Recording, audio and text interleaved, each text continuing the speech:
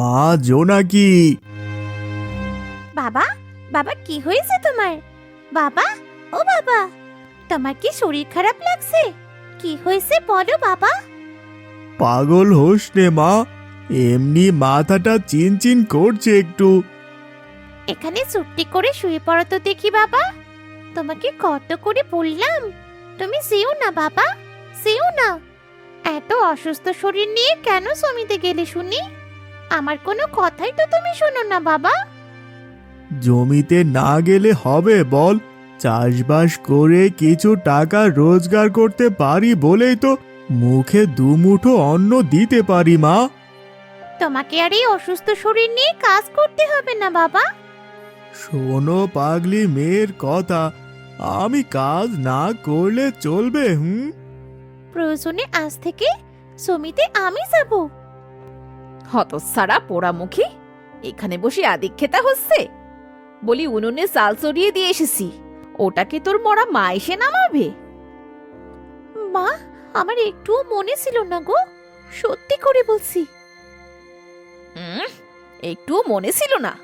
মনে থাকবে কি করে? হ্যাঁ, সেমনি উনার বাপ বাড়িতে এসেছেন, অমনি বাপে মেয়ে বসে ন্যাকামি করা হচ্ছে। আহা গিন্নি, মা মরা মেয়েটাকে শুধু শুধু এইভাবে বকছো কেন? ও তো বললই ওর মনে নেই। অমনি মেয়ের হয়ে আমায় কথা শোনাচ্ছ? কেউ আমাকে একদম ভালোবাসে না, কেউ না। এভাবেই অনেক দিন কেটে যায়। একদিন সাজু তার জমিতে কোদাল দিয়ে মাটিতে কোপ দিতে গিয়ে পায়ে কোপ দিয়ে ফেলে, ফলে তার পা কেটে যায়। তারপর আহ, ইস, মাগো, কে কোথায় আছো গো? আমাকে বাঁচাও, বাঁচাও। ওদিকে উঠোন কোণে জোনাকি যখন ফুল গাছে জল দিচ্ছিল, তখন জোনাকির হাত থেকে জল নিচে পড়ে যায়। আরে, আমার হাত থেকে জল পড়ে গেল কেন? আমার মনটা এমন কু ডাকছে কেন? আমার বাবার কিছু হলো না তো? আমার কেন জানি না মনে হচ্ছে আমার বাবা আমাকে ডাকছে। এই বলে জোনাকি জমির কাছে দৌড়ে যায় আর গিয়ে দেখে তার বাবা মাটিতে বসে ছটফট করছে, আর তার বাবার পা দিয়ে অঝোরের রক্তের বন্যা বইছে। জোনাকি কাছে গিয়ে, বাবা, ও বাবা, এ কি হলো তোমার? বাবা, পা দিয়ে রক্ত ঝরছে কেন? কি হয়েছে বাবা? ও বাবা, বাবা গো, তুমি ঠিক আছো তো বাবা? ওই কোদালটা ফসকে গিয়ে পায়ে লাগে। তুমিও না বাবা, দেখে শুনে কাজ করতে পারো তো? দেখো তো, পাটা কেটে কি করেছো? তারপর জোনাকি তার বাবাকে ধরে বাড়িতে নিয়ে যায়। এইভাবে বেশ কিছুদিন কেটে যায়। জোনাকির বাবার পা কেটে যাওয়ায় ঠিক মতো চাষাবাদ করতে পারত না, ফলে তাদেরকে পড়তে হয় ভারী অভাবে।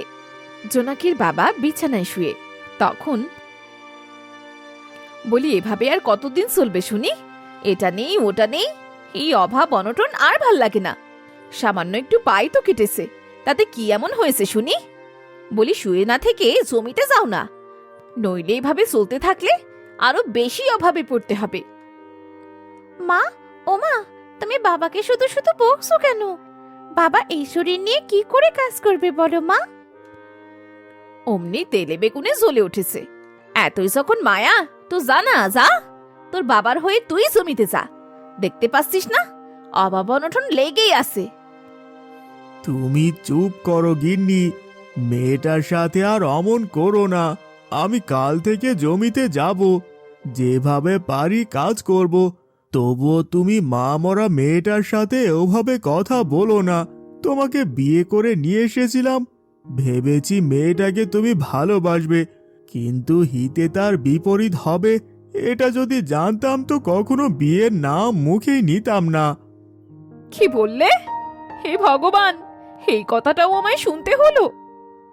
পরদিন সাজু তার কেটে যাওয়া পা নিয়ে কোদাল নিয়ে জমিতে গেল, আর মাটি কোপাতে কোপাতে সে বিড়বিড় করতে থাকলো। না, আর পারছি না এই পা নিয়ে, জানি না কবে একটু সুখের নাগাল পাবো। তখনই সেখানে জোনাকি চলে আসে। ও বাবা, বাবা, তোমার খুব কষ্ট হচ্ছে তাই না? তাও তাও বাবা, কোদালটা আমার কাছে দাও। তুমি চুপটি করে গিয়ে ওখানে বসো। আরে পাগলি মেয়ে, কি করছিস? আমি জমির মাটি কুপিয়ে তোমায় সাহায্য করব বাবা। তুই পারবি না মা, ওটা তোর কাজ নয়। এই বলেই মেয়ে হাত থেকে কোদাল নিয়ে পুনরায় জমির মাটি কোপাতে থাকে। একটা কূপ দিতেই সে বুঝতে পারে যে কোদালটা কিছু একটার সাথে বাড়ি খেয়েছে। আর তারপর সে আরেকটা কূপ দেয়, আর এবারেও সে আগের মতোই কিছু একটার সাথে কোদালটার বাড়ি খাওয়ার শব্দ শুনতে পায়। তারপর সে ভালো করে মাটি আলগা করে এবং সেখানে একটা লোহার কলস দেখতে পায়, আর সে কলসটা তুলে নেয়। ও বাবা, বাবা, ওটা কি? এটা একটি কলস রে মা, এটা আমাদের কোনো কাজে দেবে না।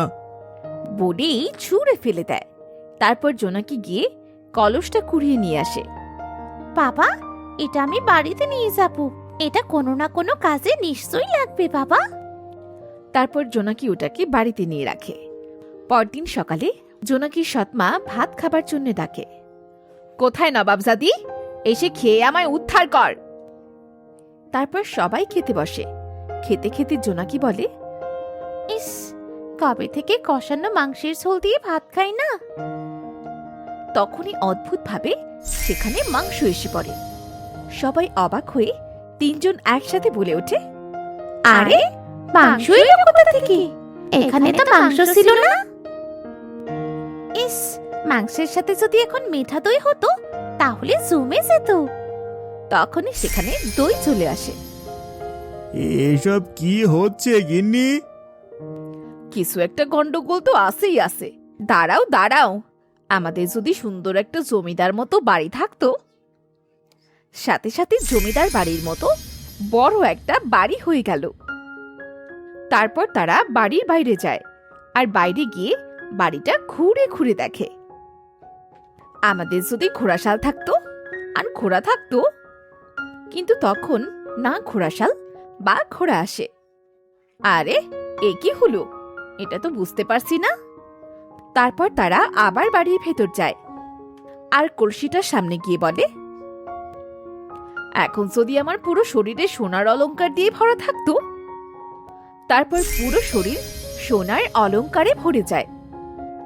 আরে, এটা তো কোনো সাধারণ কলসি নয় রে, এটা জাদুর কলস। এটা গুপ্তধন। আমরা গুপ্তধন পেয়েছি গো, গুপ্তধন। মা, ও মা, সত্যি আমরা গুপ্তধন পেয়েছি মা। এই কলসের সামনে মনের কথা প্রকাশ করলেই মনের সব চাওয়া পূরণ হয় মা। হ্যাঁ রে মা, সত্যি তো সব পূরণ হয়। আমার বাবার পা যদি আগের মতো ঠিক হয়ে যেত। তারপর সাজুর পা আবার আগের মতো ঠিক হয়ে যায়। তারপর তারা তাদের কুড়িয়ে পাওয়া গুপ্তধন নিয়ে সুখে শান্তিতে জীবন যাপন করতে লাগে।